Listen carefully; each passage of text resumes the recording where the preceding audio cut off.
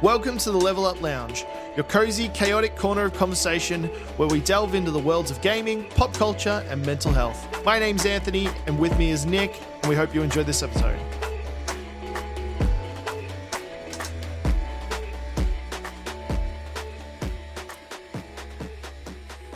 As always, it's scuffed. There's just a little bit. It wouldn't be a normal stream if it wasn't scuffed. We love a bit of that's stuff. for sure.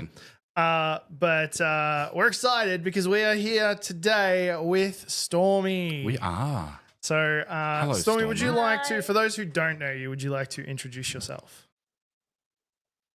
Yeah, so I'm Stormie. I'm from Perth, WA. It's the other side of the country for a lot of you. I'm a content creator. I'm a content producer by day. Not for myself, but for a company. But I've been streaming for I think just over. I want to say it's over like 5 years now. Oh, really? But yeah, I think so. Yeah. I mean, I know we'll talk more about it later, but I've been dabbling in bits and pieces, and I love a good story-driven game. I'm also a big pop culture nerd, as we were talking about my statues before the show, as well behind me. But yeah, I feel like that's me in a nutshell. From Perth, big nerd, love movies, TV, games, you name it. I feel So like we're that's gonna it. crack that nutshell open tonight and delve deeper into that. I think. I can see in the background there that it looks like you are a bit of a comic book geek as well. Yeah, look, admittedly, I didn't grow up with comic books or anything. I got introduced by the movies, but I think in people saying like I know people have their own ideas of being like a real comic book fan and things like that, but I feel like you got to start somewhere, right? So if the movies are what gets me into more lore and, comics along the way, then like I'm happy to say that that's how I started, Oh, definitely. That's fair. So yeah. I think there's a lot of people who have like watched the movies or like Marvel or DC, whatever it is, and they're just interested about one specific part. Yeah. But that part doesn't get explored on movies or TV series, so they go looking for it in graphic novels. This might be on the nose a little bit considering what's in the background there. But what's your favorite X-Men? Storm. Yeah. I used to. Because yeah, sorry, go on. No, you go. Or you say you used to. Oh, I was gonna say I used to really like no, Iceman. Storm's my favorite. Oh yeah. Well, the reason I liked Storm is I think X-Men was one of the first superhero movies I ever watched as a kid. My mum and my uncle introduced me to X-Men, and I just thought Halle Berry was just the coolest. I look back at the movies and I'm like, oh, they were just okay. But like she was like so cool. I still think she's really cool. And I think for me as well, even though she's like African American and I've got like a Malaysian Indian background, it was just cool seeing like another person of color on screen. And I just like I feel like my little 7-8-year-old self went like, oh my god, like she like that's like me. And I just like I loved her. And then she ended up being like the first cosplay I did. So that's actually how my name came about.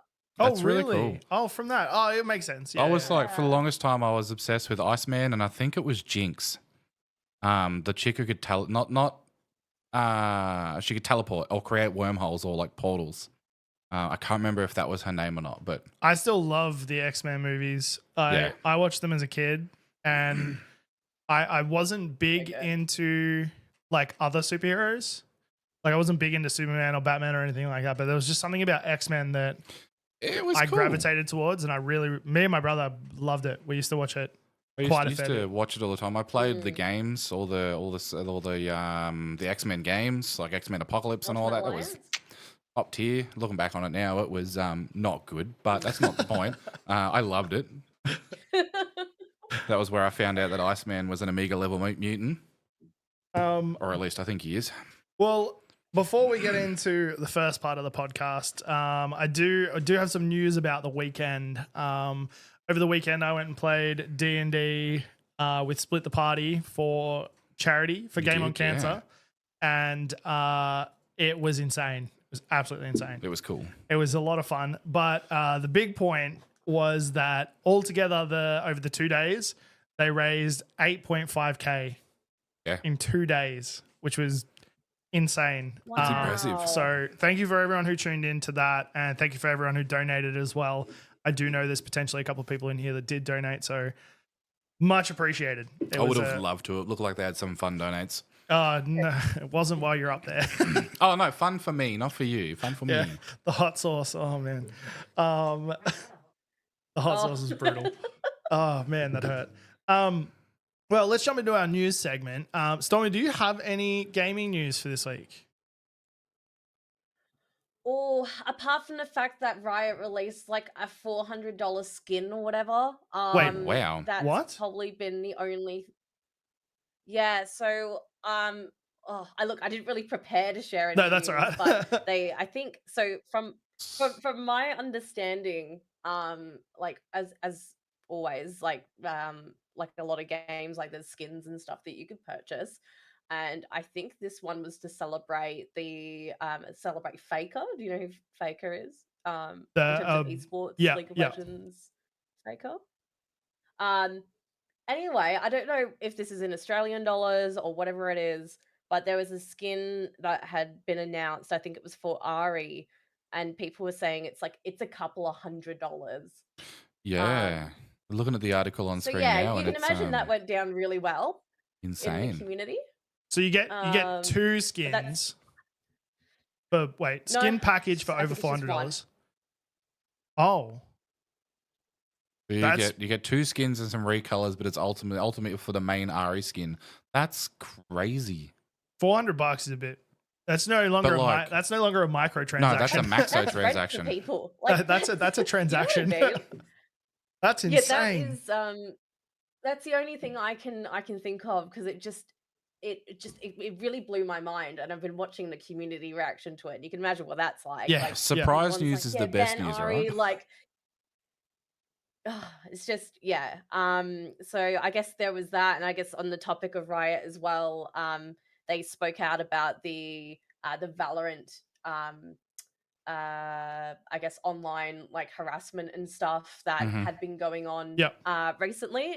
I think a lot of us saw it on our timelines and stuff. There was like a 7-minute video that was posted onto the Valorant account today, talking about, or I kind of not specifically addressing the incident, but you kind of know it was, and just overall how they're planning on changing their reporting, policies and stuff like that. So let's just see if anything else comes of it. Yeah, I did see that all that sort of stuff happen. That was with Taylor, wasn't it? Yeah. I believe. It's kind of sad that it's taken something like that to literally blow up Twitter for them to be like, hey, maybe we should look at this. Since then, I've seen a number of content creators on my TikTok actually come up, and what their main content is they just play a game. So these two creators that I watch, they both play Call of Duty, and it's literally just about while they're streaming, they have reactions from what you can assume to be males, talking disgusting, and they just record it and pop it up on. And one of them has actually quit. She's like, I can't do it anymore. Yeah, it's fair. She's like, she's like, this is what I blew up for, but I can't do it anymore. And it's like, yeah, it's absolutely atrocious. I'm glad that there's only more. So much you can hear those kind of things. Yeah. I'm glad it's good that it's getting out there and being publicized like that. I'm glad that there's more, I shouldn't say coverage, because no one should go through it. No. I'm glad that it's not being buried seen. though. Yeah, it's not being buried, and people are actually talking about it rather than just pushing it aside and going, oh yeah, that's just a COD lobby. Yeah, that's just League of Legends. It's the worst excuse I've ever heard in my life. Yeah, it's just lol. It's such a horrible excuse, right? It's I think as well, like, and I was talking about this with someone, it was like, you can't, like, I shouldn't be punished at, like, in terms of, like, because I saw so many people also be like, oh, just mute them. But like, my gameplay experience shouldn't be hindered by the crappiness of others. Yes. You know what I mean? Like, why are you telling me that my experience. I don't get to have the full gaming experience that you have, Yeah. like because of these awful people. Exactly. And they actually addressed that in this like big like video. If you haven't seen it, definitely go check it out. But like, yeah, she says, look, like saying just mute them is not a solution. That's not an answer. And I No. love that she specifically said that as well, because it's right. No, exactly. Well, I've spoken a couple of times. I was not expecting to have lots of Riot news out, but Yeah, no. My favorite ones were all the trashy little people come out of the woodworks and was just blatantly insulting and all that. So it's like, where do you come from? Yeah, what is with you? I know, right? And there was like I loved seeing the like, I know Teagues put up one was like you're making this so easy to make a block list right now. That's like exactly it. You're calling yourselves out pretty much. Yeah. Yeah, I saw that. It's absolutely ridiculous. But what was I gonna say? Yeah, I've spoken about it a couple of times now with like accessibility. Yeah. Right. I'm big on accessibility for everyone. Something we're going through at the moment is my daughter wants to start playing games. She is only just starting to read, and there's a lot of kids' games that require heavy reading, and she can't play them. Yeah. So, like, a screen reader would be nice in that regard. But talking about this situation, this is just as equally about accessibility, because if a female can't play a game because they need to mute or they can't have chat open or without whatnot, being threatened or that's about accessibility. You're missing out on key factors of the game, and it's ridiculous, absolutely ridiculous. No, I agree. Gaming's supposed to be like a fun and wouldn't necessarily say happy place, because some of those games they make you depressed, but like I said, it's meant to be all inclusive, and you should be able to sit down after a long day at work and play a couple of hours a game that you love without being berated or harassed or exactly just spoken to like you're a piece of dirt. It's good that they're doing something about it. I love that Riot has a response for it, because a lot of other game companies might probably. I don't want to. What's the word? Speculate, but I don't feel like a lot of other game companies would do much about it. Just my personal opinion. Not yet. I think it's just a case of like, they've said something, but let's actually see it happen now. Yeah. And if anything does happen at this point, it'll be it's all well and good saying something, but we need to see some stuff. Yes. Yeah. If they do say anything, it'll all be in the back rooms at the moment. Like, it'll all be behind closed doors where nobody can actually see what's happening, so that, they can't get in trouble. Yeah, exactly. I've got a big piece of news. So mine's a lot. I'll try and get through it quickly so no one's bored to death. But this morning, PlayStation had their State of Play, which is like the E3 of PlayStation. So most of the game companies have split their conferences now. So there used to be E3, and that would cover a lot of stuff. Now there's love E3. State of Play. Xbox is going. I can't remember what it's called. Nintendo's got the Direct. And then other game companies like, Blizzard's got their BlizzCon, Minecraft's got Minecon, all that sort of stuff. So this is PlayStation's one. And they've got a fair bit, but at the same time, not much. Yeah. So the first one that I seen was a new 5v5 sci-fi shooter. So PvP one. I took it as similar sort of vibes to Valorant, but with the movement of Apex. It's got really fast-paced, rapid movement, Valorant-style gameplay with a touch of like Overwatch abilities. It was really interesting. The characters were amazing. They've got really cool personalities, and they're going to be... The thing that I really wanted to touch on was every week they will have a cinematic vignette that will show some of the story. So instead of just reading cards or reading lore off of loading screens, they're going to have a cinematic vignette that's going to show you a part of a character's backstory. Similar to how Overwatch did it, but I feel like it might be done a little bit better. We'll see. We'll see how that goes. So I'm excited for that. I love me some Overwatch. I'm not big on... I need to buy a big hat. I'm not big on other massive amount of other shooters, but I'm excited for this one. I'm excited to see where it goes and how it looks and all that sort of stuff. Like, I'm not a huge fan of that style of game myself. Like, I've played a bit of PUBG, I played a bit of CSGO, a little bit of Fortnite, not too much, but it's just not my personal taste, but which is fair enough. it is exciting to see where it goes. And Yeah. I don't know whether it's coming to the PC though. yeah, of course not. Of course not. Although PlayStation are doing a fair bit more. Next up, we got God of War Ragnarok coming to the PC. Yeah, The one big thing I did see with that was it supports super wide. So I'll be able to play it and actually play it. And actually play it, yeah. So that was cool. Dynasty Warriors Origins is coming in 2025. It's just a hack and slash. Not much more I can say about that one. This one was kind of cool. So it's called Infinity Nikki. All right. It's a JRPG platformer camera stylist game. So you play as a stylist. You've got a camera. You've got to take different photos of different things. It's also got some platforming in it by the way of the little companion, as well as it looking like and feeling like a JRPG. It was, while I was watching it, I was like, what is going on right here? What is happening? But it looks pretty good. What else? Ballad of Antara. It's a new Souls-like maybe game. Only seen a Put his box under the only seen a trailer of it, cinematic trailer. Yep.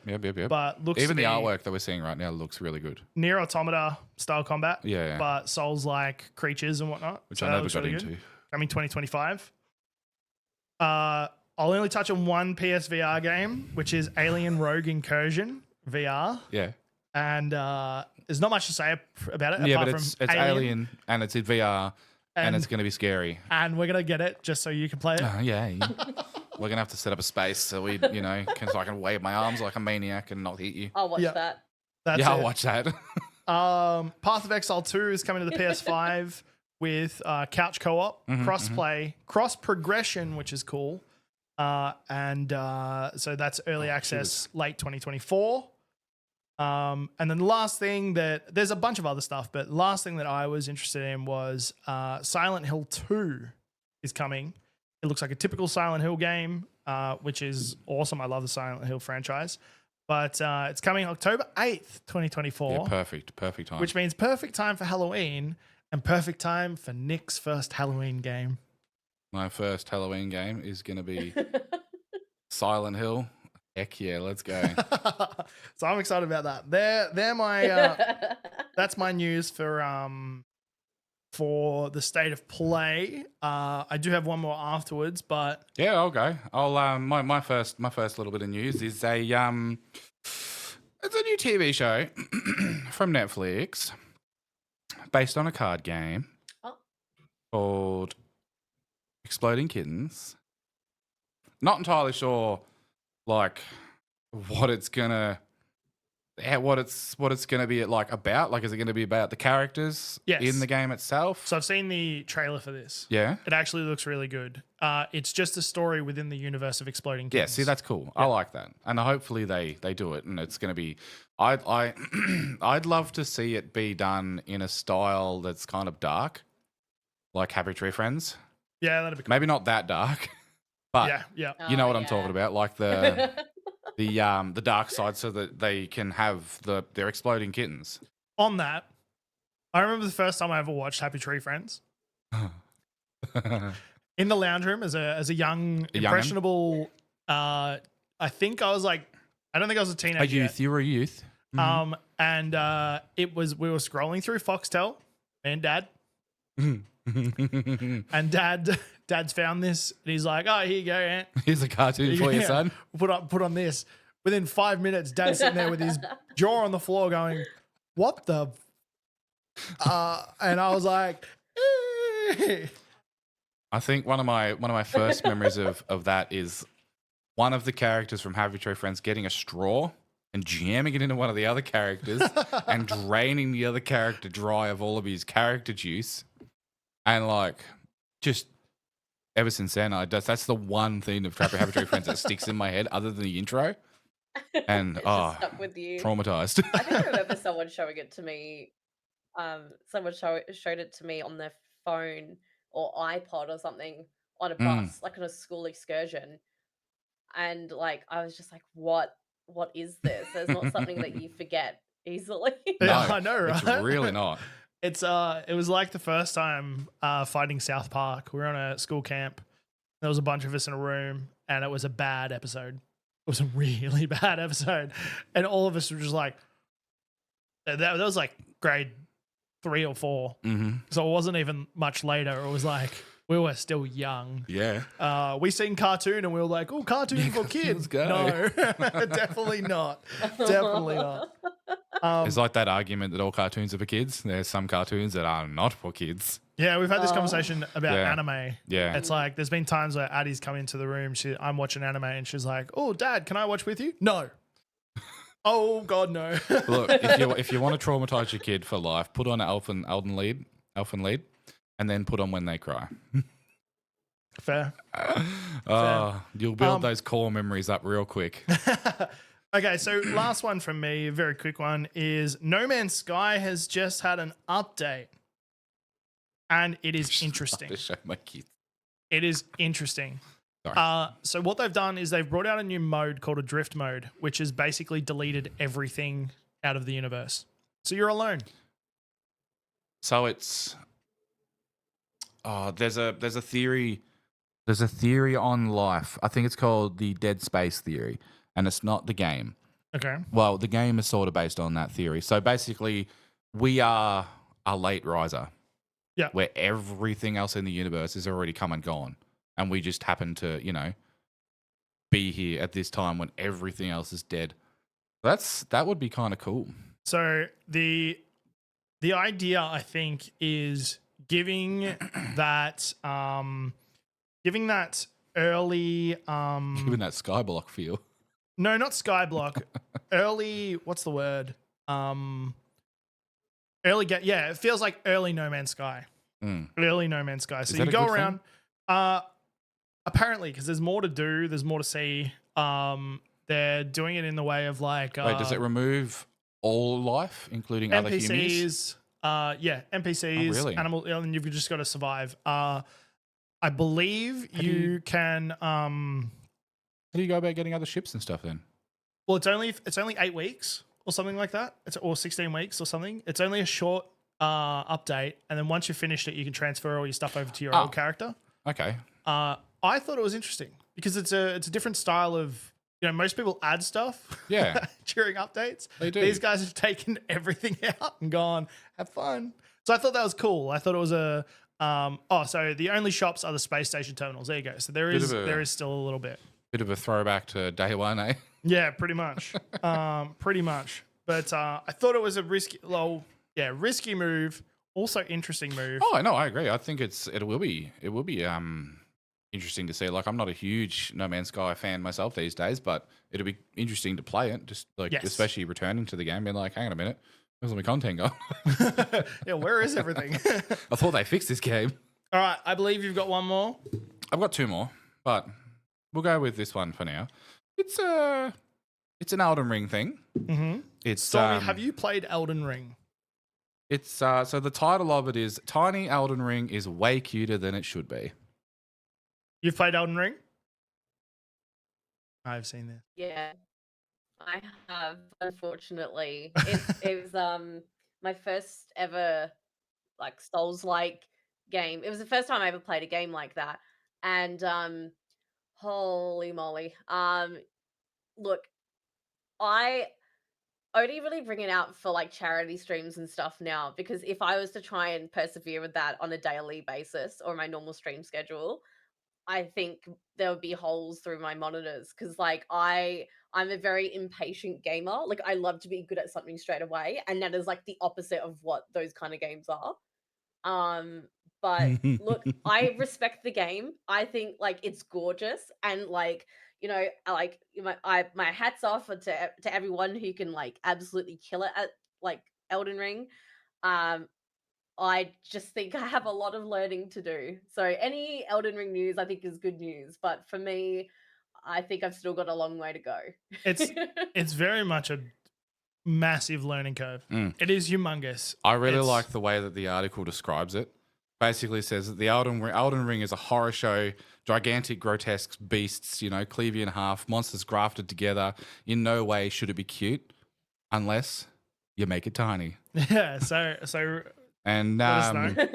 it goes on. It's all about using the tilt shift view in video games, and it's just shrunk it all the way down and tiny, and it looks cute as. Oh, so that's in the actual video game. They've taken in-game footage from. I think so. Oh, that's amazing. Yeah, that's cool. I'm not entirely sure how they've done it.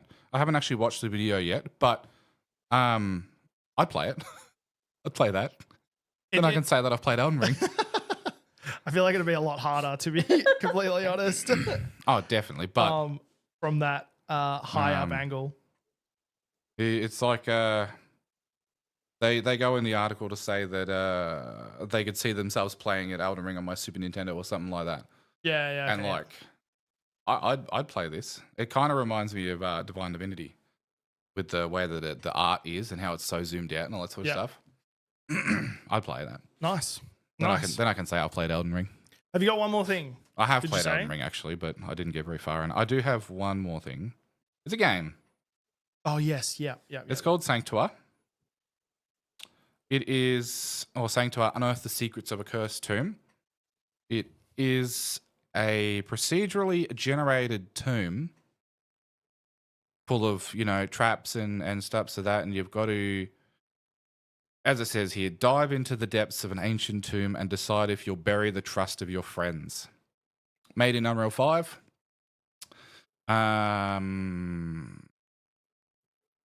You've got to manage your own lighting. It's multiplayer. You've got to work together to communicate effectively to survive deadly traps, cursed wildlife, all of the above, to evade an ancient guardian that stalks the ever-shifting ruins. So I see it as a maze-style or labyrinth-style escape room. Yeah, essentially, yeah. Which is sick. I love that. But also, I think the way that it is, I don't know if it could be called a sort of point-to-click style thing, which would be cool in itself, but I would like to see it as like a top-down. Yeah. Walking style. What's Overcooked? Oh yeah, style that'd game. Be chaotic. That's such a good game. Yeah. Such a good game. Well, that's there is so much more gaming news. Oh, there's heaps. I try and compact it into like little things so that we're not speaking about gaming news for 3 hours straight, which is something that can happen. But now I'd like to have a bit of a chat to you, Stormie, about gaming, content creation, a couple other things as well. Let's bring up my notes. You got your notes up? I'm bringing them up. Oh, you're bringing them up. The current episode. I'm bringing up the episode notes. So first off, because I think we've spoken about this. I also watched a little bit of your podcast. And I know from memory, you were a little bit late into gaming, weren't you? Yeah, so I played games when I was little. I think the first console that we had was the original Xbox. The games I remember playing quite a bit on there, they're mainly like games that I would play with my family. So we played Crash Nitro Kart, SpongeBob Lights Action Pants. That was a good one. I feel like no one talks about that. I've never heard of that. It is very good. Just imagine like I don't.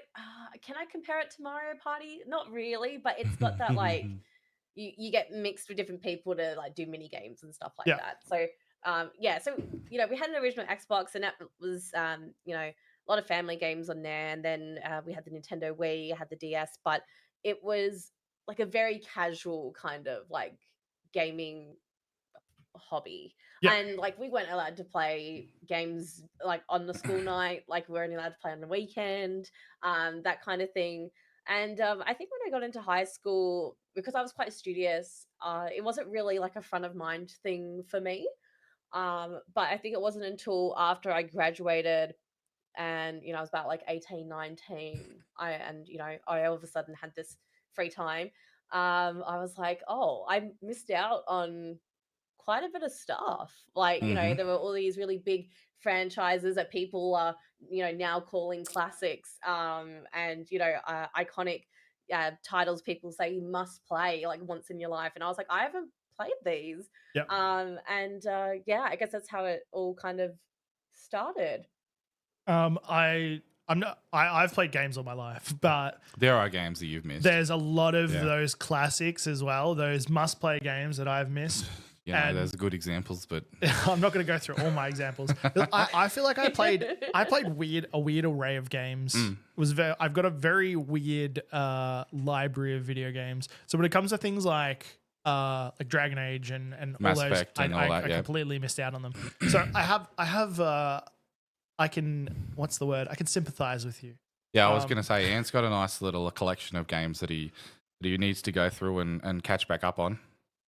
So since then, well, actually, firstly, what led you into content creation then? That's a really good question because I think after graduating and kind of getting into games, I've always felt like I had this mentality of like I don't want to get older and wish I did something like when I was younger or whatever the case was. And I do remember though in high school, like I used to watch very very early uh, Markiplier and Jacksepticeye and things like Good. that. And I used to love like the videos they would make. And as someone who like dabbled in a little bit of like media at school, and then I was starting my degree in like film and video, I loved editing. And I was like, well, why don't I just do a bit more of that just for fun? And maybe just start making some videos and just see what happens. And it was actually a really big leap for me because in terms of confidence and self-esteem, and it seems really silly saying it now all these years later, but like before then I had never posted just like a selfie of myself online like in public. Like I hated taking photos of myself. I couldn't even fathom the idea of just having myself out there on the internet just for everyone to see. Like it made me feel sick. Yeah. So the fact that I can look back and I'm like, oh my god, like that was a really big leap. And again, it kind of played into like I don't want to get older and wish that I did it. It was a bit of a rip the band-aid thing. Yep. And yeah, that's how it all began.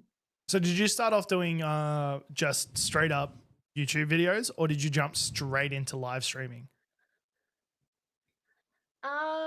I remember my first live stream. It was back when I was still living with my parents. I was playing Spider-Man PlayStation 4. Oh, nice. But I can't Good game. remember if my first YouTube video was before or after that because my first YouTube video was, and this is the title of it. It's why Apex Legends is so much fun. And like I think it kind of goes into like why I started streaming and all those questions you asked me, because the thing is like I thought to myself, it was my first battle royale I ever gotten into, right? I played that like day one on launch, just to give it a go and try something new. And I think part of me was like, hey, what if there's someone else out there like me who's never played a battle royale, has never played a first person shooter? Can I bring a different perspective or explanation as to what this game is for those who aren't experienced in games? And then that's how my first video came about. Which is pretty cool. And that like kind of value. Yeah, thanks. So that kind of like value and message has always kind of like stuck with me. which I But love that. I love the yeah, I idea can't of remember which came first. I love the idea of getting someone like offering that different perspective and potentially getting a new gamer into video games. I absolutely love that. At the end of the day, it's where, you know, most content creators, I won't say all of them, but most content creators are there because of a love of something and to share that love with other people. And there's nothing better than having a game that you love, having someone come in and they're like, I don't really like this game, but like you're entertaining enough. And then the next week they're like, oh, I ended up picking up X game. Such and such, giving it a go. And then they're like, you know, 2 months into it, they're like, I love this game. I'm so glad I dropped by the stream. And it's perfect. Absolutely I'm just amazing. here because I like to talk, you know? Yeah. Yeah, you don't even play video games. No, I do don't. you? What are video games? What's a video game? So I'm not wearing an Alliance shirt at the moment.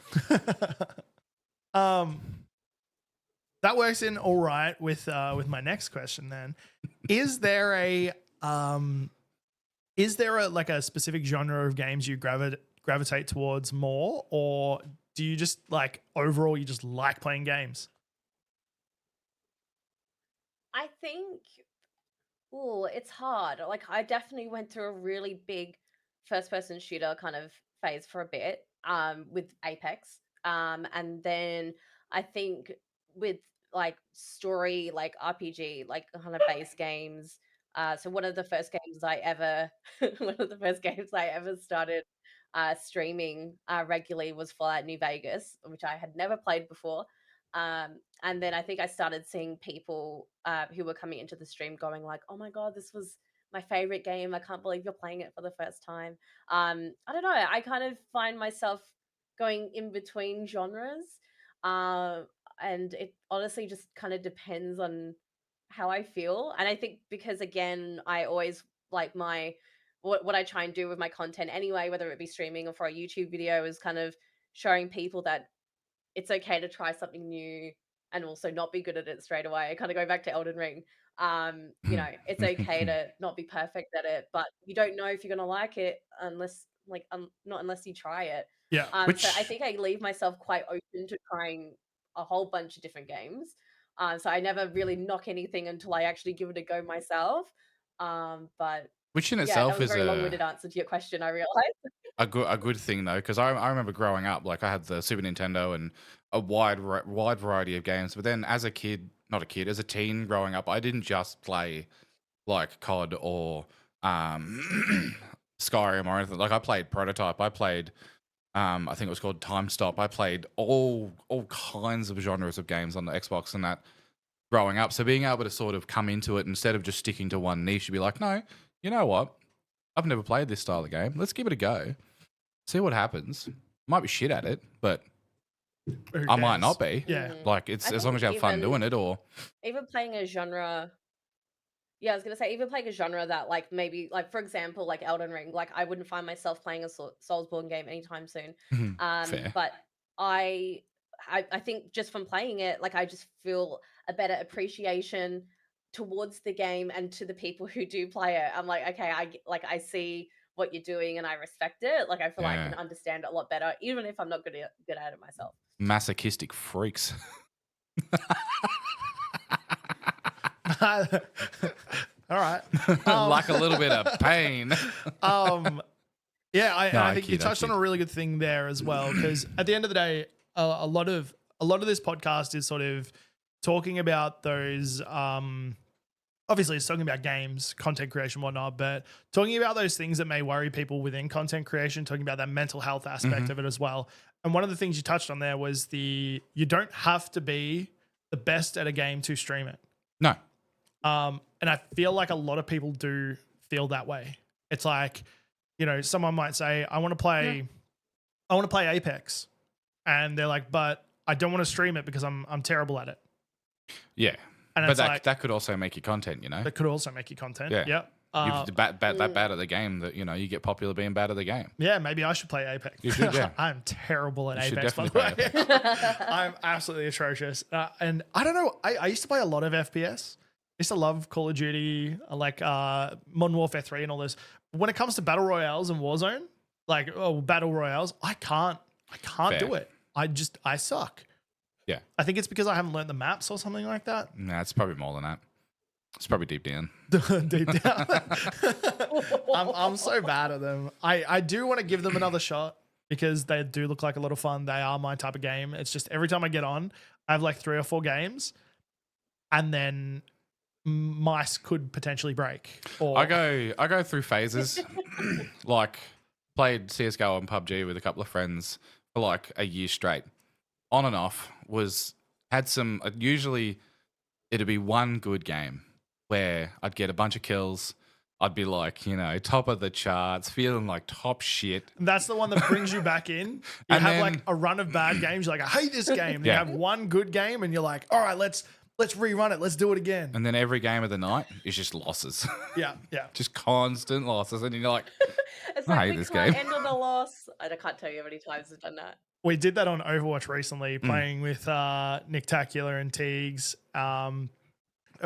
Every time we'd play, and it'd get to like midnight, and Nick would be like, "I got to get off." We'd be like, "No, you can't finish on a loss. You can't. You can't. We've got to play again." So we'd play again, and then we'd win. And Nick was like, "Oh, we rolled them. Let's keep up that energy and let's go again." Yeah. Next thing you know, it's 2:00, and everyone's like, Oh man, That sounds like an addiction to me. Nick's like, I've got work in the morning. I got to go, and I'm like, yeah, my kids are going to be up in like An hour. 3 hours. I don't even remember what my question was. Nah, me either. Honestly. Genre. Yeah. So basically, just anything. You're happy to try a game. It may not be for you. It might be for you. You don't know until you play it. I like that. I really like that.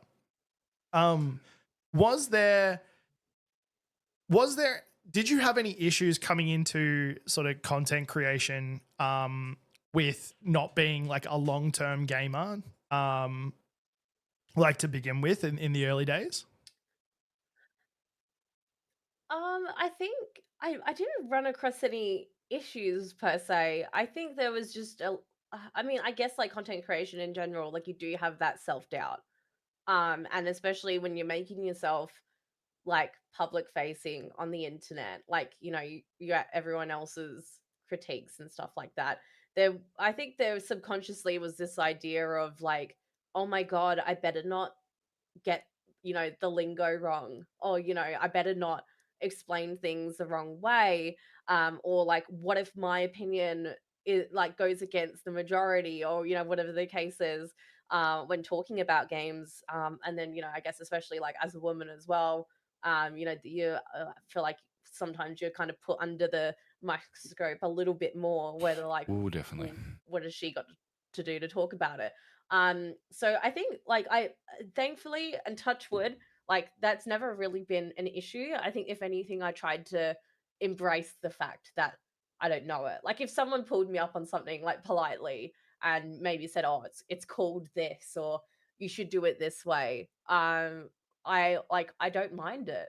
For the most part, I don't mind a bit of backseat gaming when it comes to things like first person shooters if it's done the right way. And there's a Yes. difference Yeah. between, I think, helping someone and then just being a bit douche. rude about it. You know what I mean? Usually, I say there's so- engaging with the game.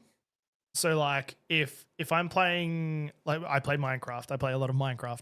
There's engaging with the game. So it's like, hey, have you thought about doing this? And then backseat gaming would be like, You should build an iron farm. why haven't you done this? This is the proper way of doing it. And you're not doing it this way. So why aren't you? That's, Why don't you have netherite gear? you know, that's the perfect one. Yeah. People come in all the time and they're like, But I think, you've got an excessive, like a crazy long world and you don't have netherite gear. I'm like, I do. It's not, I've got it on. Please.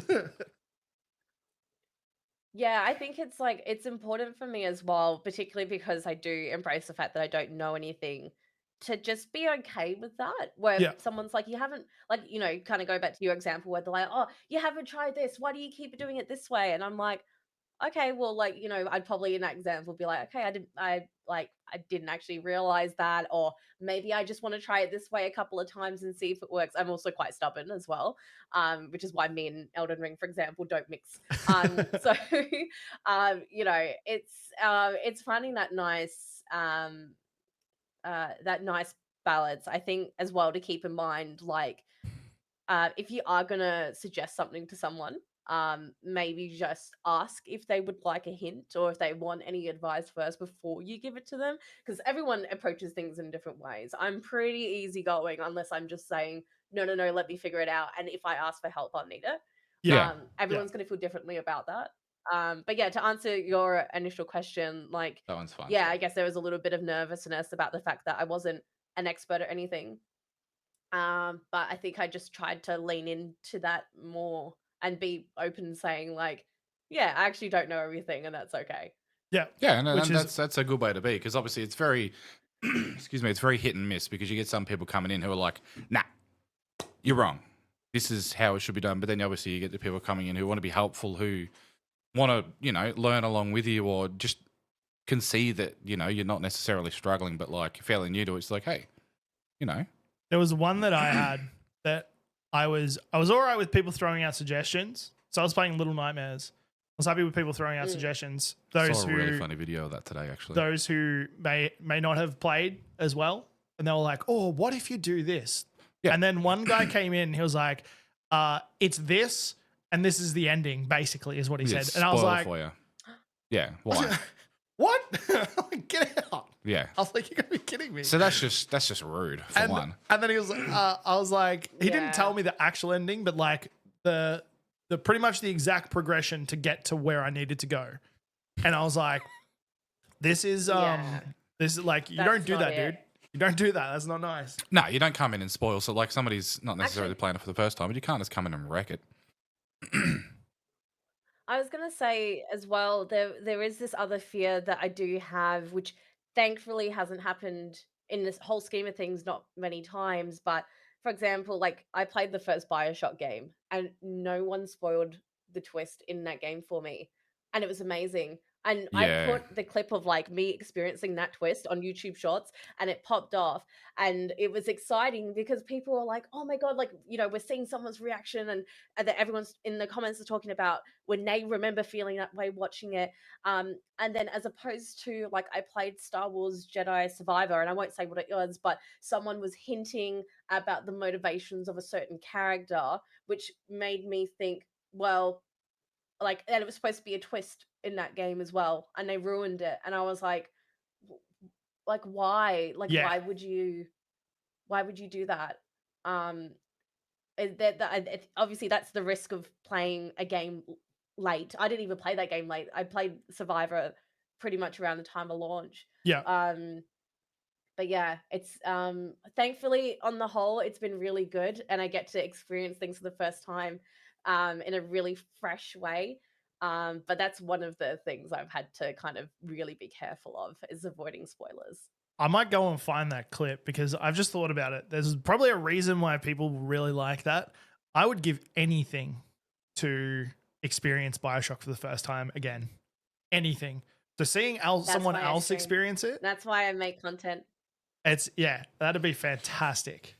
I don't know if it'd be Bioshock for me. Oh, dude, Bioshock was. I don't know. There's so many games that I've I'll played. find the clip. I'll send it to you. Yeah, send it to me because I'd love seeing that. So many games that I've played that I would love to go back and have that first time experiencing that twist. And like, while Bioshock is a good one, it's not one that stands out for me personally. Well, because of what happened for you. No, like I still when I did go back and play it again, like it was good. It just wasn't obviously at that point I'd played a bunch of other games because I was like, no. But I honestly can't think of any that stick in my head right now. Oh man, I've got so many. Bioshock, Little Nightmares. Experiencing Little Nightmares story again for the first time would be absolutely amazing. That's right. You can experience it through me. Yeah, that's true. I'm trying to. Now you've. I did. Yeah, you can't think of any, can you? I saw it on that Little Nightmares. I saw a video with it was a really upbeat song, and I think it's a part of Little Nightmares where you've got the torch and you're walking through and you've got Oh, like that guy spinning around. Yeah, doing a spinning through the thing. Yeah, it was great. Yeah, no, there's heaps. I'd love that. I'll have to have a think about it now because I can't think of any. I was playing something the other day that I was like, hang on a minute, there's a good twist in this game. What was that? I can't remember. Oh, fair enough. What was Oh no, we kind of went over this, or did we? Maybe. What was your general idea when you first did get into streaming? Was it just for fun, or did you have like a specific thing in mind? Well, first and foremost, it was definitely just for fun. It was actually more, and I've said this when I've been talking about when I started cosplaying. It was literally to get myself out of my comfort zone. I was forcing myself to get in front of a camera and do things that I hadn't done before or hadn't dared to do before. So it's always been for fun, and anything else has just been a bonus. And I think especially in the last year or two, I've really wanted to take it to the next level, and see what is in store for me. And I guess like when I started, actually, even though I say I was doing it for fun, I had like a little black. It's somewhere in my bedroom. It's a little black notebook, and it's really cute. I had like a little um I wrote down, okay, 100 subscribers or like 10 subscribers, 15, 20, and then I'd put the date next to it. I started doing that when I started. I didn't keep it up, but I wrote things in there about like little milestones I wanted to achieve and stuff. And again, it was for fun. I think it was just to like push myself and like see myself grow. But yeah, everything else that's happened as a result of that would never have happened if I hadn't just taken a little bit Taking of the leap. a leap. I was going to ask if you had kept doing that, because that would have been a really cool. This is where the baked. That would have been That would have been a really cool thing to sort of 5 years down the track go through and read it and be like, I remember sitting down doing this, and if you kept up with Yeah, it. I still have it, and I did do it for like maybe a little bit. Like I did fill in some like stars I did like as I hit certain things, or wrote down ideas for like something I wanted to write about, or whatever the case was. It's all in this little book. I think I got to bring it out for like an anniversary or something and be like, "Oh my god, like there was no like past me would have had no clue what I would have been able to achieve from doing this like a few years later." It's For crazy sure. looking back because before I started streaming, so Teenage Ant was out and allowed. Living his life. He was ridiculously charismatic, and it was just wow. And then It's a time to look back on. no, it's not. Now we need one of those flashback moments where it cuts back to young little Ant running around and being a little crazy person. Stacey knows, and it wasn't amazing. But anyway, after that, probably when I hit about 20, maybe 21, I slowed down massively. And I worked as a chef, so I became a bit of a recluse. And getting back into like content creation and streaming, I started coming out of my shell a little bit more. And Ant at the start of content creation would be absolutely terrified of the things that Ant now is doing. I would have loved to have seen Ant at the start doing the D&D thing. No, I wouldn't have done it. Would have loved that. It's as simple as that. I wouldn't have done it. So it's amazing to see the growth. It's amazing to see the growth and look back on that and go, wow, it's not just about playing video games. I've grown as a person, which is awesome. Absolutely amazing. I feel that. This is not actually in there, but I have seen recently a couple of clips from what I believe is your job. Do you interview famous people? Are you famous, as Stormie? as part of your job? Yeah, I do. And to be honest, I didn't share it. I only started doing that in like the last year and a bit.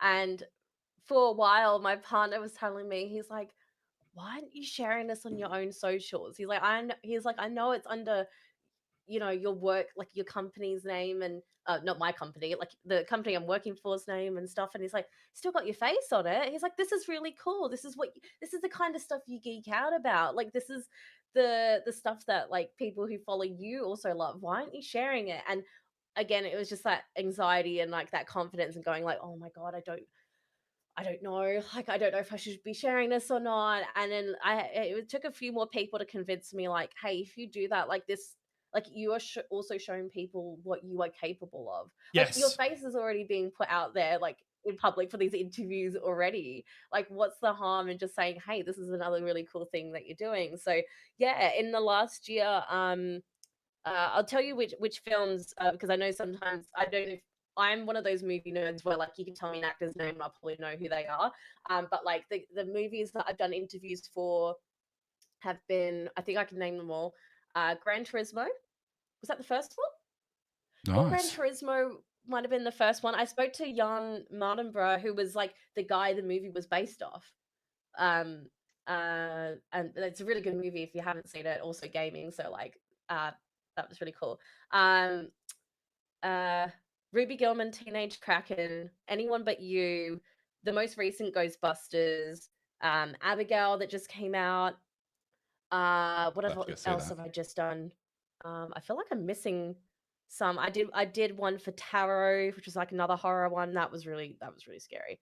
Um, yeah, it's been really good. I think it kind of showed me I I'm very obviously professional when I do it. Afterwards, I'm like geeking out. I'm like, "Oh my god, I can't believe I just spoke to this person." I was like, I'm like, and like honestly, the dream would be getting to do that all the time. I follow Yes. some creators online that get to go to like movie premieres and interview people on the red carpet or get to be part of like the in-person press junkets. And now that I've got a taste of that, like I've always got a hunger to want to do more. To do more, yeah. And yeah, and I'm really proud of them, and I'm just like learning to be more proud of them and be like, yeah, I did that thing, and like, why did I hide the fact that I was doing that for so long?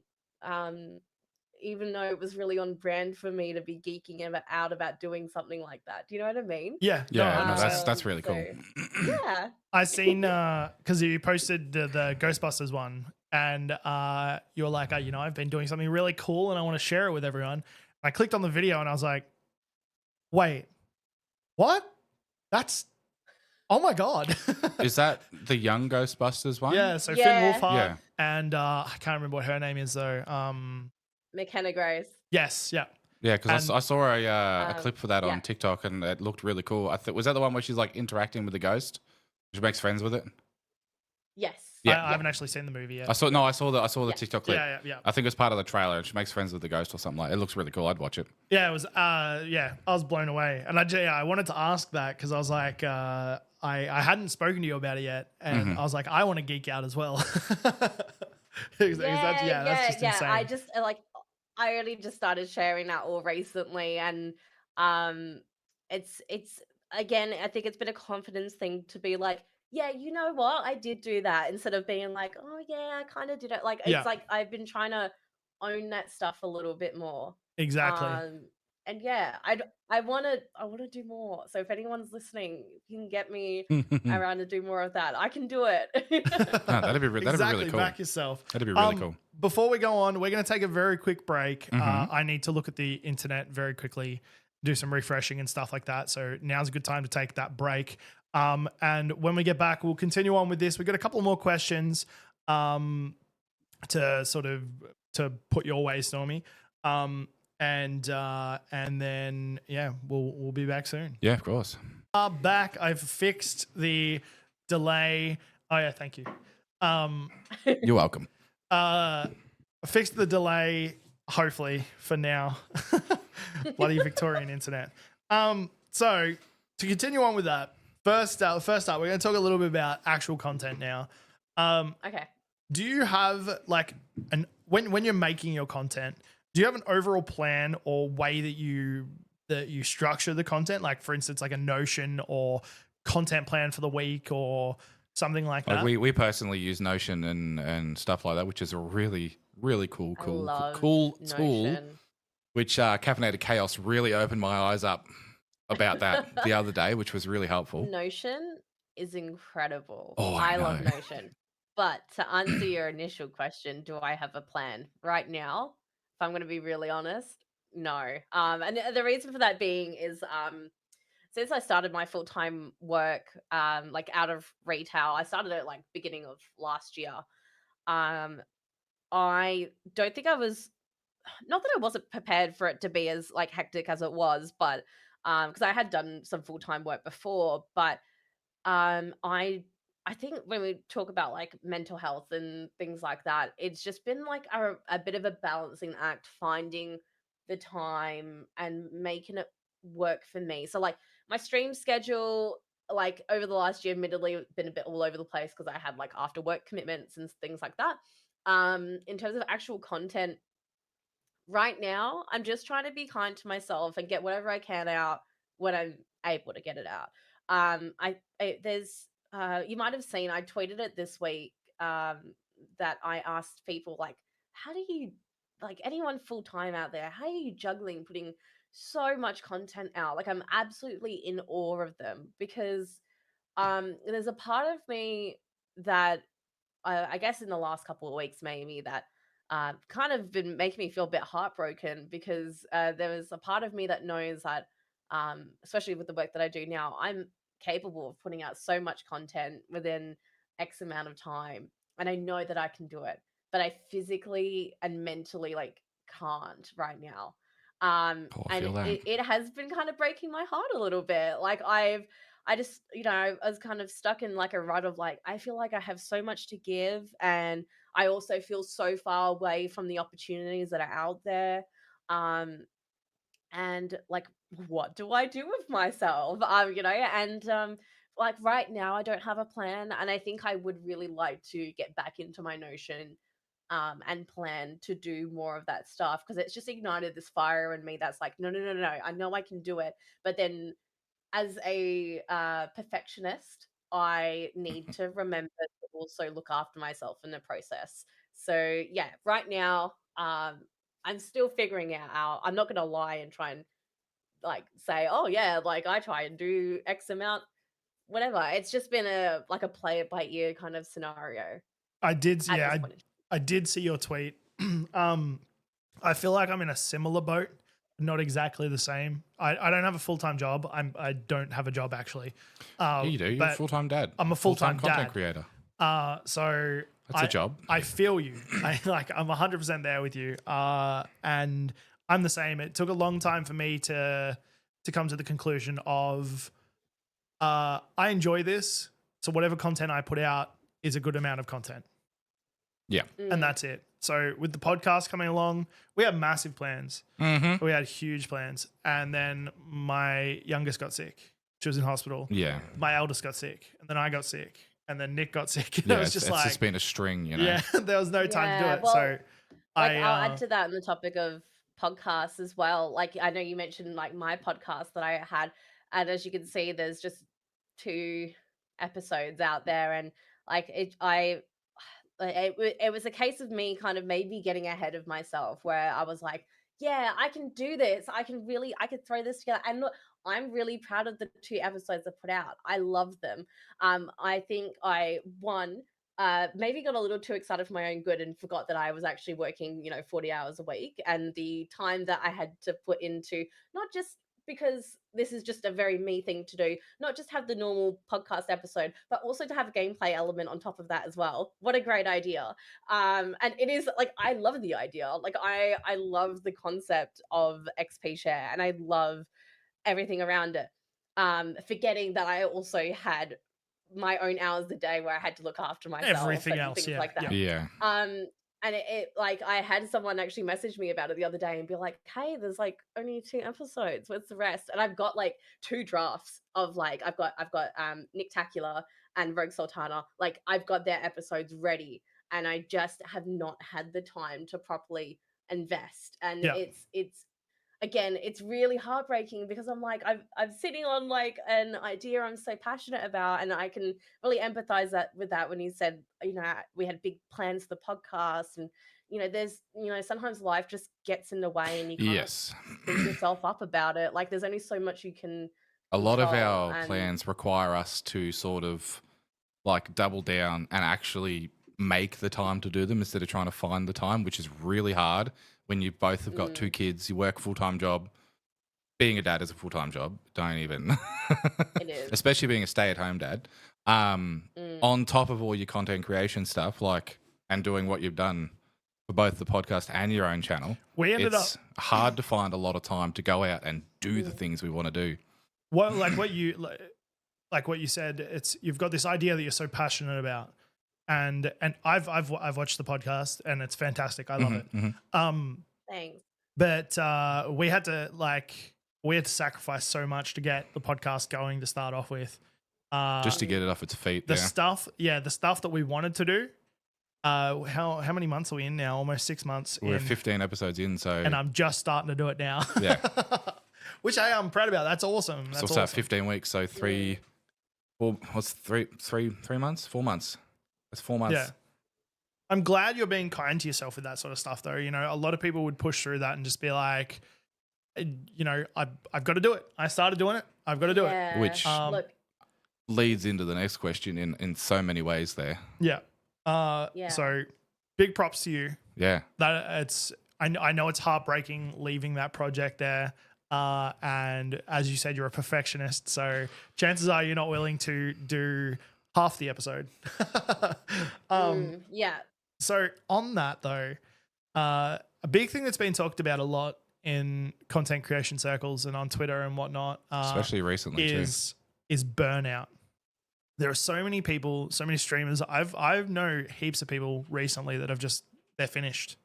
They've finished with their Twitch time or their streaming time because they're like, I don't have the energy for it anymore. Well, this also applies to just everything, like full-time jobs and stuff like that, not just into specific. I can't even think of the right word right now. Specific fields. Yes, yeah. Do you have anything you do?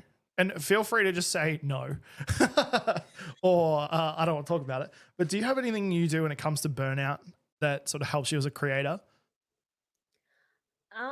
Look, I'll be like really candid about it because I feel like I'm definitely not the person to give advice on burnout because it's actually something that I'm going through right now. And I don't mind talking about it because I think the stigma around talking about burnout or mental health or like in the context of being a creator, you by no means want to sound ungrateful or anything like that or sound like you're complaining if you talk about it. So the last couple of weeks especially, um there's been a mix of like outside forces at play here as well, um that has made it really really hard to stream. And I haven't tweeted about this recently or even said anything in my Discord about it. Um, but I've had a really hard time. And like I also don't mind talking about this either, but like I was like diagnosed with depression when I was maybe 20. And then I've been dealing with anxiety since I was quite little. And it's a part of me. I don't talk about it because I don't want to talk about it. I think it's just about the time or place. So I feel Yes. like talking about it now in the context of burnout makes sense.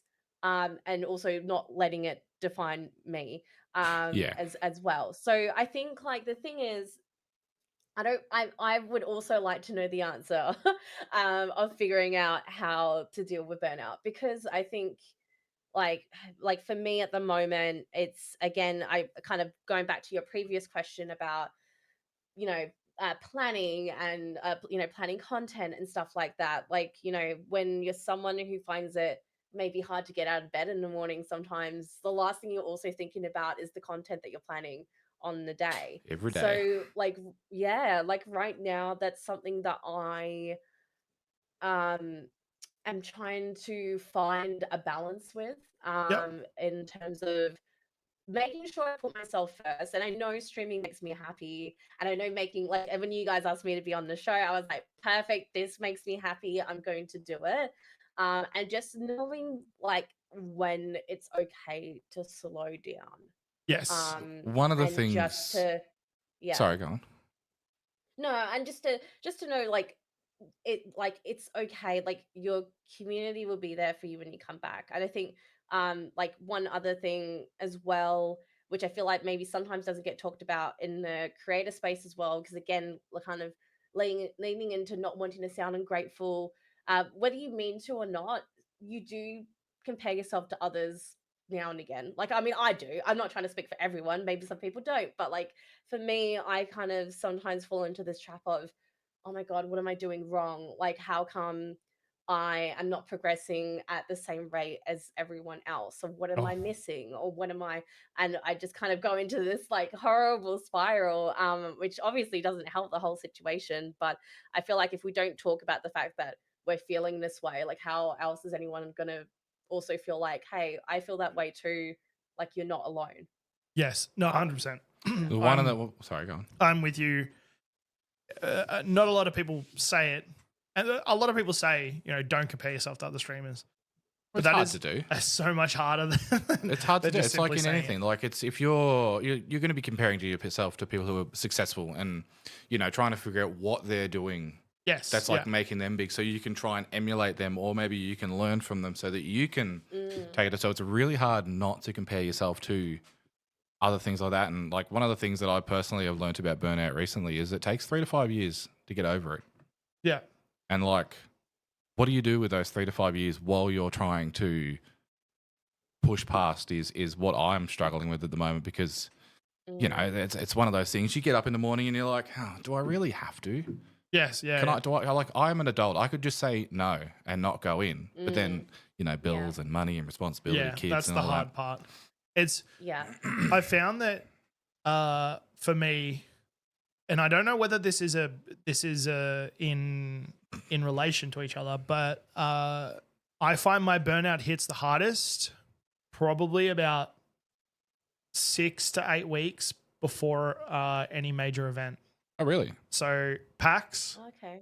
I get major burnout just before PAX. That's fair. Yeah, Because because all these announcements are coming out of people doing really cool stuff. yeah, you're seeing what everybody else is doing, and that's where my comparison leads into it. you get the expectations, and then you're like, oh, maybe I need to do something, and then you overthink it, and then you're like, oh shit, it's too late for me to do something, and then I'm low, and then PAX hits or DreamHack hits, and I come back. High.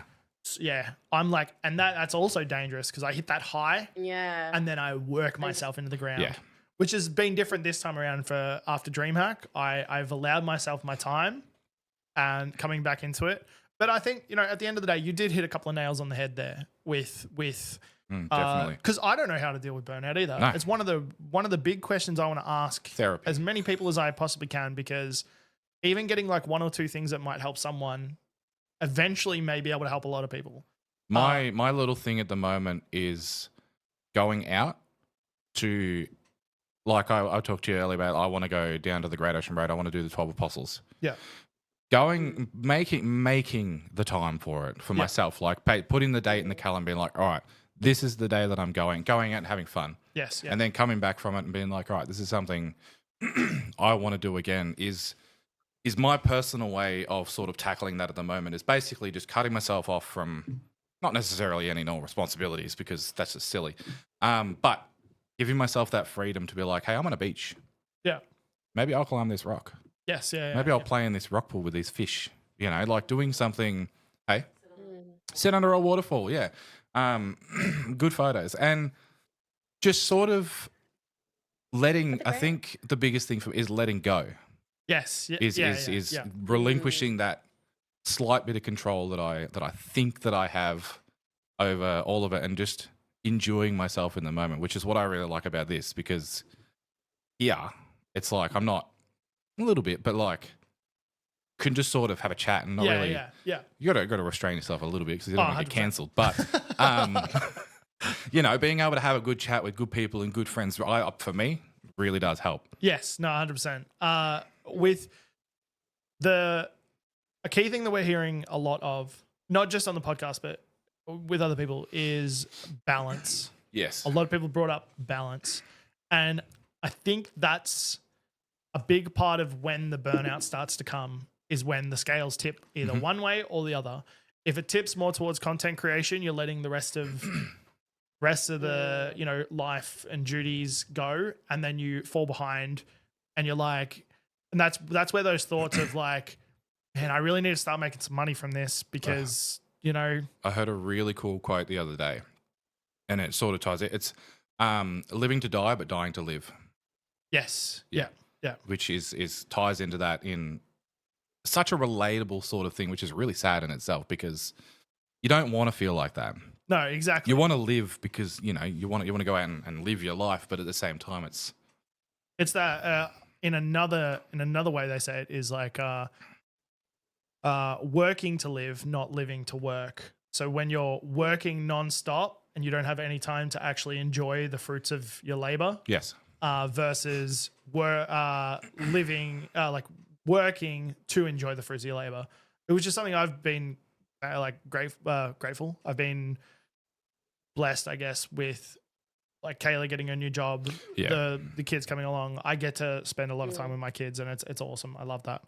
I think as well, the way people balance things looks different for everyone. Yes. I remember I came across as well a TikTok of a creator who's like decently big, but the way that it came across, I was like, oh, this is not good. Because if there was anyone else there like me, you'd be feeling pretty not great, because they were trying to say how they're a big creator, and while they were creating, they were at uni and working like 1, 2, 3 jobs and doing this and doing that, and they were able to do it. And I'm like, okay, that's really great for them, but it was kind of like it was said in a way where it was like, if I can do all of this, you should be able to do it. And I'm like, no, hold on. You are capable of juggling uni, a couple of jobs, and doing streaming. that's great because that works for you. Because I remember first saw that video and I went, "Whoa, what am I doing with myself?" And I was Yeah. like, "Whoa, whoa, Yeah, whoa, whoa!" I was It's yeah. like, like that "Pump the brakes." really Yeah, terrible meme that's out there. That's 24 hours a day. There's I think it's get 8 hours worth of sleep and then you go to 8 hours for work. And that they've done their math completely wrong and then they basically said that's only 14 hours of your day. You've still got such and such many hours of your day, and it's like, hang on a minute, that doesn't line up. Like where are you hiding yeah. these I extra think 2 hours? Yeah. I think It's yeah, it's really important to define that balance of whatever you're capable of juggling. Looks Yeah, different to everyone else. being able to I define your yeah, own limits is probably a really good one yes, as well.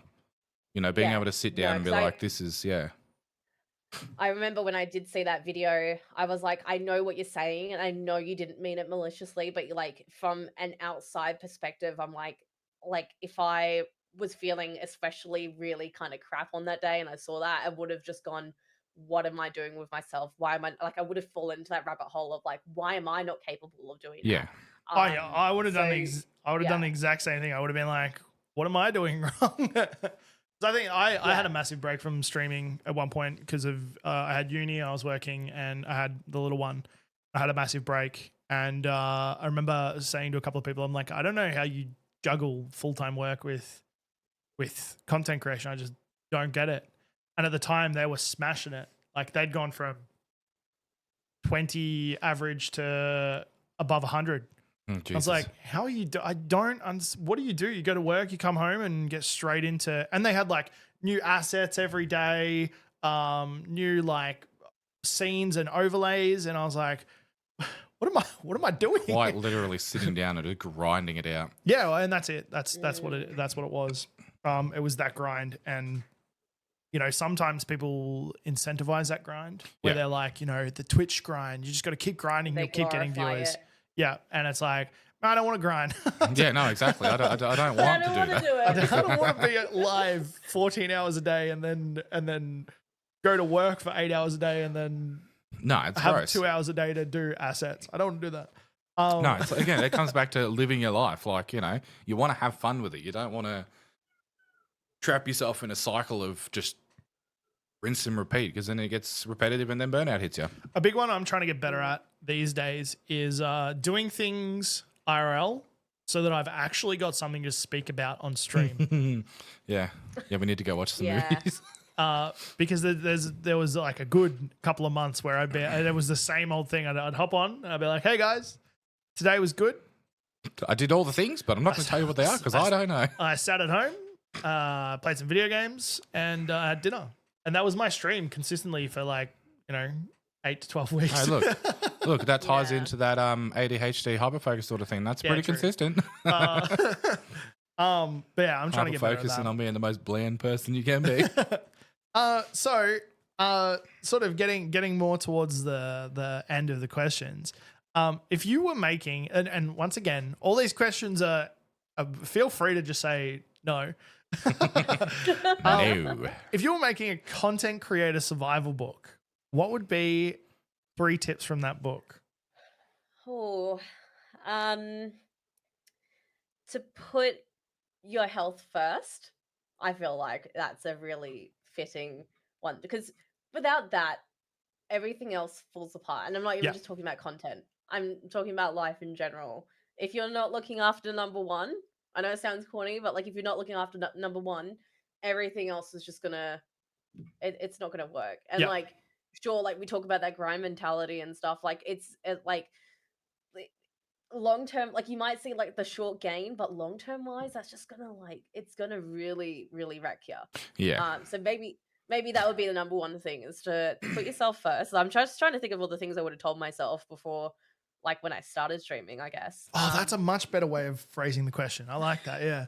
No, Thank you. I like the way that you said it. It's different. It's like the way that you said that question was like in a different way that's not usually heard. So I Yeah. saw that question. Um, no, so yeah, definitely put yourself first. Um, celebrate the little wins, I think, is definitely because I think and this is something I keep reminding myself as well, is like um I always prefer looking at things as engagement over numbers, if that makes sense. So Yeah. like for Yeah. example, like my average viewers are somewhere between maybe like 10 to 20 sometimes, right? And like like part of me might just fall into that easy trap of like, well, you haven't grown up to 50 average viewers yet. Why is that? But like for me, I kind of prioritize, did I have a really good time chatting with people? Um, and kind of like it's kind of changing your perspective on how you view your content or how Yeah. you view your stream. Mhm, Did you mhm. have people, did you have a returning viewer come back? Did you have a good conversation with someone? Did you meet someone for the first time? I think celebrating those little wins, because I think when you do eventually grow, you kind of take those things for granted. Yeah. Yes. Um, Yeah. so yeah, celebrate the little wins. And it doesn't always have to be number based. It can just be, I stayed to my stream schedule this week. That also counts. Or That is a I win. I streamed today. Like Yeah. that's enough. Like yeah, so there's no such thing as a win that's too small. Like personally. It can even be Um like, because I've started doing this. We've started doing this in real life actually as well. So funnily you brought that up. I started doing this recently as well. It can even be based on the actual content. So for me playing Minecraft, I know I play slow. So a little win for me might be I actually got that done a little Like a bit little quicker sloth. than mm, what I usually would. Or for someone like for you, you might be playing a game that you haven't played before, and you're like, I actually did that, and I was Yeah. pretty good at that. It's like those that's how I've real been little feeling. things. That's how I've been feeling with all the Baldur's Gate 3 bosses I've been fighting for the last 6 months. Oh, they're so Like hard. I'm still in the middle of it, by the way, so no spoilers. But Yeah, like no. there was this one fight. It wasn't even like a big fight, I don't think, and I was on it for 3 hours. I had to come back to it on another day on the next stream, and then I got it, and it felt so good. What can I So ask you what fight it was? there was a couple. There was one. This is like really early, so it's not spoilery, but it's with the portal and Halcyon. That was like the first time you just Oh, saw dude, that was so many real enemies. hard. They went all across the screen. That was I insanely went, hard, and they just kept on pouring out, and you're like, yeah, huh? yeah, Yeah. yeah. That, and I can't remember what the other one was actually. But I know there's more of that coming. I actually just finished the one in the submarine. To be very Oh, vague, yeah, nice. Yeah, that was hard as I well. was about to tear my hair out. But yeah, little wins when it did Why is there a actually happen. submarine? And again, my stubbornness. Someone was like, "Oh, why don't you take Gale out?" And I'm like, "No, I love Gale. I'm keeping him in here." See, And we made it. when it comes to those sorts of games, being able to build your party around the people that you love and then forsaking every single other person, no matter what they Yeah, bring to the team, is why I yeah, play yeah, those sorts Yeah, of games. yeah. Like Mass Effect, yeah. Liara, and Tali, all the way. It's the same with me. I did a second playthrough of Baldur's Gate, and I had to physically force myself to get rid of Karlach and bring in Lae'zel. I was So, like, for I, me in Dragon Age, I can't. It's I always Morrigan and Liliana. Like, I can't bring in I had the to do others. it. I had to do it. Otherwise, I was like, I'm playing a different because I've played through it like 3 times now. I'm like, I don't want to do the same run I do every time, the same as Skyrim, because I've Stealth finished Archer, Skyrim yeah. so many times, and every time I'm like, I'm gonna do something new. I'm gonna do sword and board, stealth archer. Funnily enough, I usually go down the greatsword route I haven't tried that yet. more than stealth, but with a sword. Yeah. So yeah, I had to like there was an internal battle going on in my head. It was like, pick Karlach. Yeah. No, but I want Lae'zel. Karlach's on your little shotgun. And every time it got hard, I was like, oh, I could just go back and get Karlach and do a bunch of like level ups, and then I'll be fine. See, I'm still yet to play Baldur's Gate We're gonna do it outside soon. of the alpha and beta releases. When I bought it when it first was announced, and played the very first right up until I think it's the end of Act 1, maybe, or right up until the bridge with the Githyanki or whatever they are, Yeah. and the Dragon Riders. That's where I've gotten up to. We'll get there. We'll get there. Okay, sorry to interrupt. You hit a thing. So Yeah, you hit a nerve. No, I'm kidding. what would your last Kidding, tip be? Last tip. It's a positive nerve, I Last think. tip. So I've said small wins. I've said look after yourself first, and connect with as many people as you can because, and I mean, this is coming straight off of PAX. I say straight off of PAX. It was 6 weeks ago. That's But DreamHack. like for me, wait, did I say PAX? You did, yeah. Oh my god! I've got PAX on the You're brain right excited. now You're because excited. yeah, Me too. because I will be there. By the way, DreamHack. It's been 6 weeks since DreamHack. And as someone, before I quickly go on a tangent, it was my first trip without any family, so no partner, no parents, nothing. I went with my best friend. Who was pretty cool. That was scary. And on top of that, despite the fact I've been to PAX twice, I get nervous talking to people that I know online. And if I've already met them at the last PAX, I get nervous when I see them again. And it's usually my partner going, "Go on," and he's kind of like pushing me. He's Yeah. like, "Go on, go say hi." I didn't have him this time to do it at DreamHack. So I really threw myself in to be like, okay, I'm going to chat with people. And again, it was another case of, oh, I'm capable of more than I think. And even like meeting you guys in person, or, a whole bunch of us hanging out, like after the con or before the con and during the con and stuff as well. It felt really, really good to be in the company of like-minded people and also people that you look up to and like I feel really inspired by. I left feeling on cloud nine. Like when I left Melbourne, I was like, I'm ready to be back again and see all these people because I just felt so so inspired. One of the things I that think it really I helps. loved after DreamHack was the content that people put out, and funnily enough, just how many videos we cameoed in the background of, just oblivious, doing our own thing, walking around, and we're just there, just chilling. I agree. Funnily enough, because you were at last year's PAX, weren't you? Yes. Yes, and I believe, if memory serves me right, I think Elliot introduced us in passing, very, very briefly. He was like, "Have you met Stormie?" I was like, "No, I haven't." And No, I Elliot was have. like, "Stormie, Anthony," and we were both like, "Oh, everyone's so busy."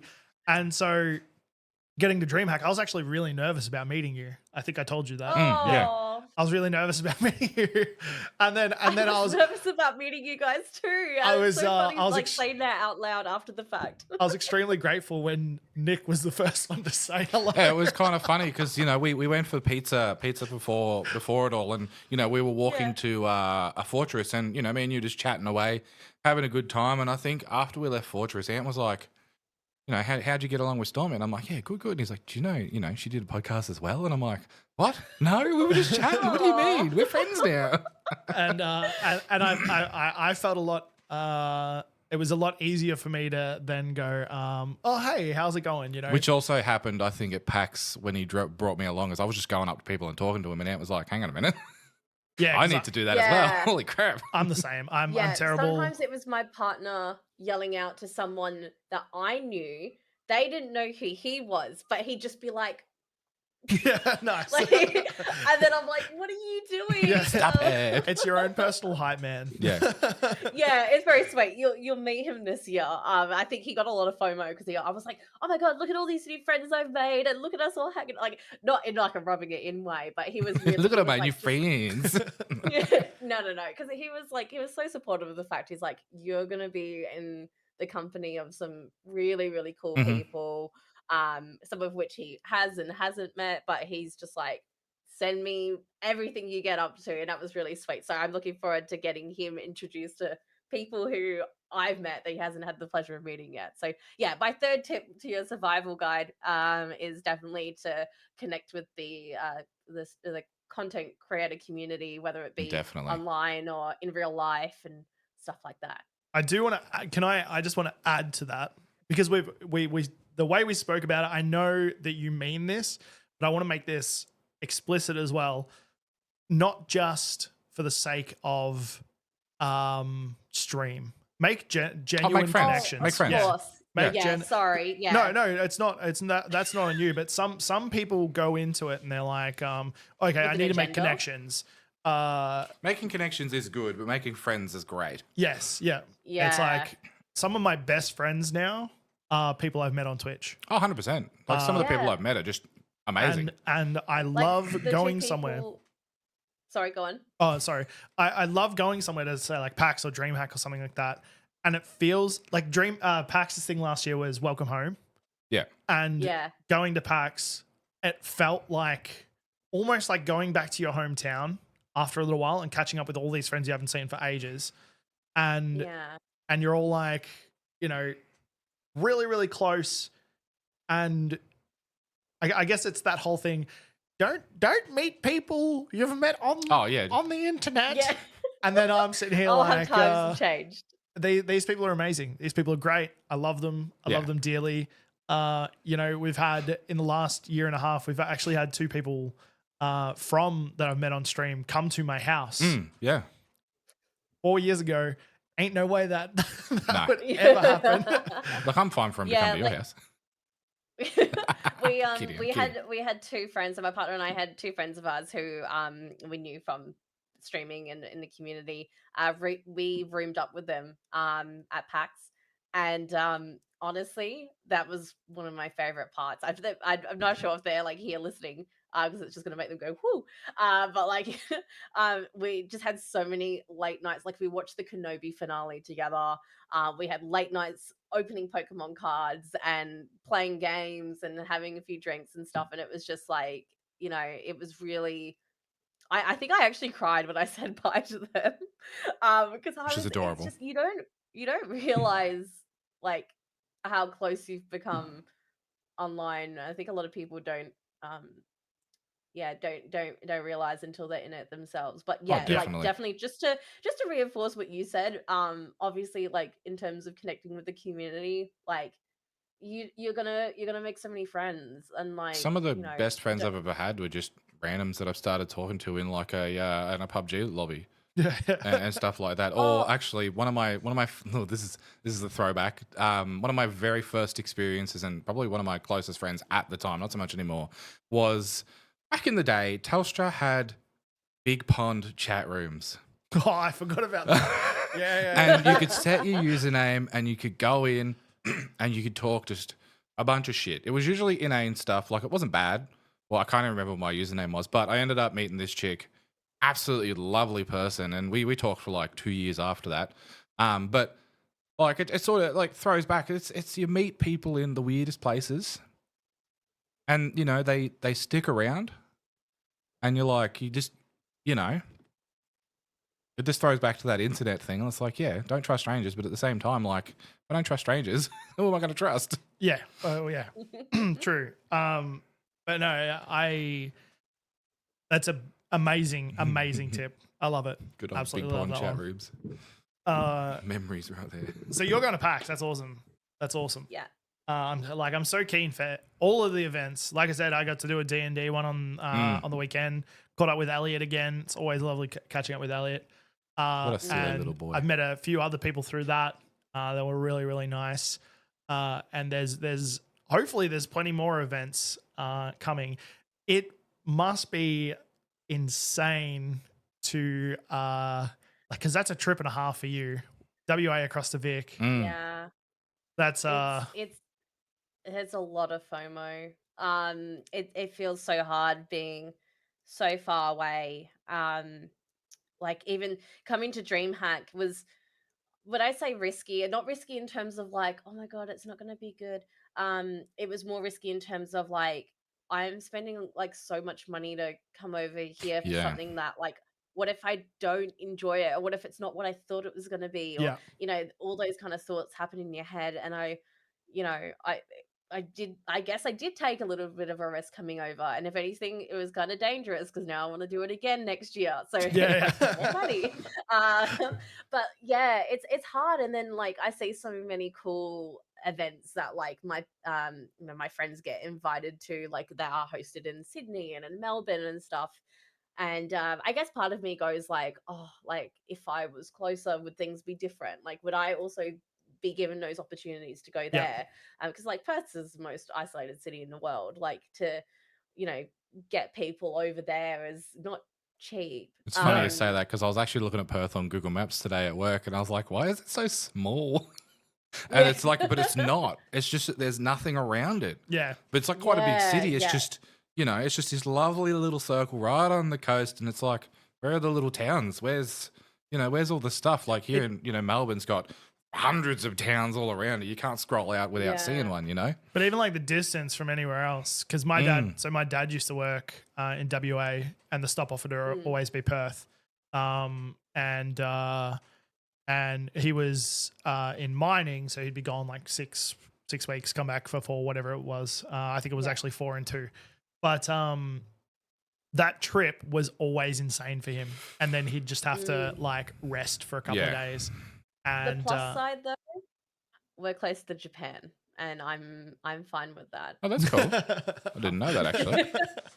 Like in comparison to say like Sydney and Melbourne, that's like a gamer's dream to go to Japan. So what's highly the recommend. little bit of a segue here? How long does it take to get from WA to Japan? Charlie Golf's in the chat. That's my partner. He'll probably remember. 5, 6 hours. Is that it? I can't remember. It was a few years ago when What we is went. it from was our here? First trip. Oh, 7 to 9. Oh, 7 yeah, to 9. anyway, Okay, I was off. yeah. Okay. Still I pretty do good. That's still not much. What is it from here? Still not bad. From Yeah, teens, 4 to Singapore. low teens. It's 4 to Singapore. It was spectacular because there's just like everything from the arcades. Our ping is lower to Singapore than it is to Sydney. That's No great. way. That makes sense. Yeah. But yeah, everything from like the arcades to collectibles like My Storm and Ooh, stuff yeah. like that. And when we went, Avengers Endgame had come out, and because I was such a nerd, like my partner was like, "Come on, we're here for a holiday. We're not here to see the movie." And I was like, "You don't understand. This is Avengers Endgame. We have to see it." So we actually went to a cinema in Japan on the day it came out and to an English screening, and that was just like that will be forever like ingrained. So Yeah, that's a that would've been core awesome. memory right there for someone who is into that sort of stuff. Have you been watching Inside Out recently? No, but it's a good saying. You've right? said core It's a memory a good couple of times saying. now. Stop calling me out. Anyway, making a sorry, second went on one. a tangent there. Yeah, I know. I'm looking forward to the second one. Really looking forward to the Yeah, second me one. too. Well, that is all the questions I've got for tonight. And you answered them amazingly, so thank you so much. Do you have any upcoming projects or shout outs you'd like to throw out there? Ooh, I mean, ambitiously, like I've kind of going back to like the XP share stuff, like by no means have I said I've left it. Like it's still gonna be there and it's ready and waiting for me for when I do eventually return to it. Um, and I guess I haven't really spoken about this because I don't know if I'm gonna fully commit to it. Because I do like my card games. And I obviously like Pokemon cards is something that my partner is into. And I was into, like I said about PAX, we opened so many Pokemon cards. But the new Disney Lorcana game, trading card game just came out.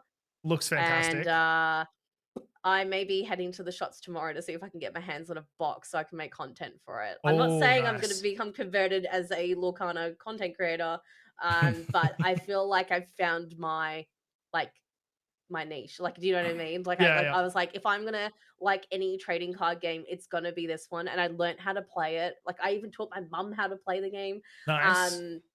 So that's a good start. I really want to get involved with that. So I guess that's a potential cool new thing coming up. Nice. So if people wanted to find you, what should they search on? Where should they look? Where should they look? Everywhere. Look, on YouTube and Instagram and Twitter, I'm Stormie Plays YT. On Twitch, I'm Stormie Streams. And I think I'm Stormie Plays YT on Facebook, but I don't really use Facebook too much. Oh, TikTok. You are on Stormie TikTok, Plays. I've got an extra E on the end of Stormie though, because someone else has my name. Yeah. So sad.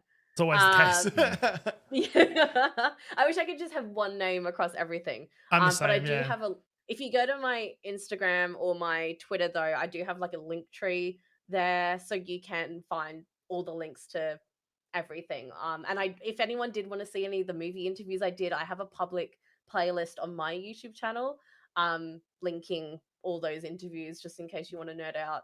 Oh, that's really cool. Over that. I'll Yeah. have to check them out. Absolutely amazing. Yeah, they're good interviews. It's really cool seeing someone that we know Yeah. in that position. Like, Oh, Yeah, exactly. it's so real. We can fangirl. yeah. Like I was saying really that before, like literally after I'm like, bye, and I turn off the camera, I'm like, oh my god. And, like I am my sister's like I like my sister's a teenager. She thinks I'm so cool. Like she's like half screaming, like sending me a half screaming photo going, oh my god, I can't believe you did that. And I'm like, I know. So yeah, if you catch me on the socials, be sure to say hi. And your chat is also, and your community is really lovely. I've been reading all the messages as we've gone along the episodes. So thanks for having me on as well. No worries at all. Anytime. Very quick. You've just how cute is that though when you've got like a little like a sibling or a cousin or something like that, and they're just awestruck. Because I've got my second cousin. He's like 9, and he found one of my YouTube videos, and he was just like, and then we got to a event. I think it was my uncle's 50th, and he walked in and he wouldn't speak to me. I was like, hey, what's up, Gussie? And he was like, and walked through, and his dad come over and he's like, I just want to say, can you go over and say hi to Gussie again? When you walked away, he was like, is that the Anthony YTG? See, I do that every time I walk into Anne's house. And so I went over and I've known you since you like, you know, you've grown up with me. What do you like? Just come over and talk to me. And he was like, can I get a photo with you? And I was like, oh my god, man, anytime. That's Can adorable. It was so quickly cute. share something to tack on to that as well? When I was at DreamHack and I was streaming in one of the booths, there was a kid about, oh god, I want to say maybe 9 or 10 or something. And he came up to me and asked if I could sign his pop vinyl. Oh, that is Um, amazing. and he took a photo as well, which was really, really sweet. And I didn't know who they were. And I don't usually play Fortnite. I think they just saw me playing Fortnite and that was really cool. And then like they stuck around in the chat for like 2 hours. Or not 2 hours. How long was I streaming for? An hour or 2 hours? I can't remember. And then after that, his dad was there, like kind of waiting for him. And I came over and I had a chat and I said hi and I told them about PAX because the dad he's just getting dragged along to DreamHack. He has no idea. So I told him about PAX and stuff, and it was. And then I have a photo just for myself. I think I posted it with an emoji over the kid's face just to like for his. Oh, privacy. I did see that actually. Yes, yeah. And it's so sweet because no one ever asked me to sign anything, and I'm like, I'm no one. Like I'm like, you asked me to sign something, and he was kind of like, oh, like I got other signatures, but yours was my favorite one because you wrote my name on it. Because I asked him how to spell it and stuff, and it was really sweet. That's It was so really adorable. good. So, Yeah. I love when that. you have younger ones like that, you're like, okay, that's really sweet. Yeah. I make her sign for bills. I like that. Not the same. It's like, oh my god, Stormie, can I please get your signature? It's the electricity bill. Well, thank you so much for joining us. It's been an absolute pleasure. I've been excited for this one, and our internet held up. For the most part, right? For the most part, Only a little bit of dropped. You know? only a little bit dropped. But yeah, I'm looking forward to seeing what comes out soon. If anything, you know, I don't want to. I don't want to be that person. Release the that pushes- content. No. But what's that? It's not even NBN. This stream brought to you by NBN. No, actually, this one's It's mobile internet. Yeah, mobile internet. The NBN failed already once, so we're literally on mobile data because that seems to be the only thing that works. Yeah, thing that works. You got to get your Starlink. But yes, that's going to be it for the podcast section of the stream. We are going to be finishing off Duck Detective. Is that its name? Yes. Yeah, Duck Detective Did you tonight. not think of its name for a second there? No, I lost it. All I had in my head was salami. Oh.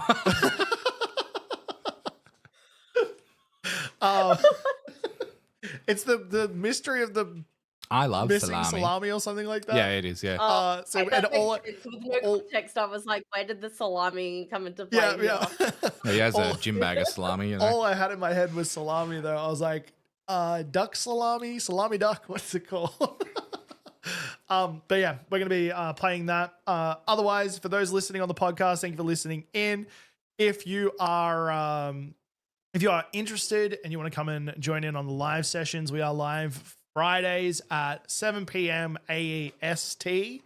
Alternatively, we also have a Discord that you can join that will be in the show notes or in the YouTube description. And if you're watching on YouTube, thank you for watching. Yeah, thank you. I'm really terrible at outros. Actually, you know what? I'm terrible at intros as well. We'll get something scheduled in. You know, we'll script something in. But thank you all for watching. And Stormie, thank you for being with us. Play games sometime. What was that? Sorry. I was going to say, if you guys ever want to play games sometime, just 100%. Oh, 100%. 100%. I was before we do end. This is going to happen every podcast. Yeah. I always end up talking way too much. Yeah, it's fine. I did. I've kept on looking at that medieval game that you were playing. That time on Discord. Darker. Have you still been playing that? I still want to get it. It's like Tarkov, but medieval. It sounds pretty cool. It looks epic. You'll have to show me a link in it a little bit. Yeah. Yeah, I'll show you. It's pretty good. I'll have to add you on all the different game platforms as well. Yeah, let's do that. I will let you guys sign off because I have to organize dinner before my stream tonight. So too easy. No, of course. Thank you for being here. Yeah, thank you for joining us, and we'll catch you guys later. Bye-bye.